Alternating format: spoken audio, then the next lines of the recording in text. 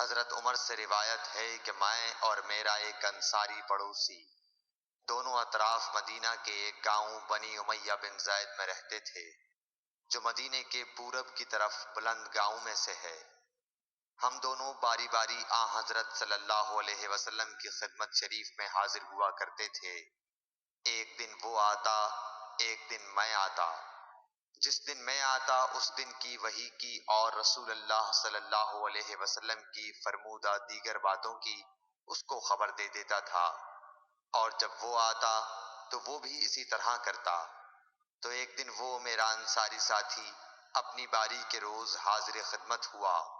جب واپس آیا تو اس نے میرا دروازہ بہت زور سے کھٹکھٹایا اور میرے بارے میں پوچھا، کیا عمر یہاں ہیں؟ میں گھبرا کر اس کے پاس آیا۔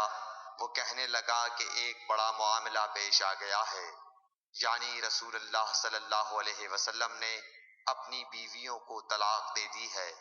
پھر میں اپنی بیٹی حفصہ کے پاس گیا، وہ رو رہی تھی۔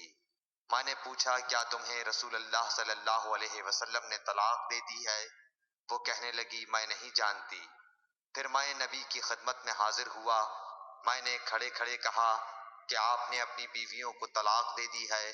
آپ صلی اللہ علیہ وسلم نے فرمایا، نہیں، یہ افواہ غلط ہے۔ تب میں نے تعجب سے کہا، اللہ اکبر، اللہ بہت بڑا ہے۔ صحیح بخاری، حدیث نمبر 89۔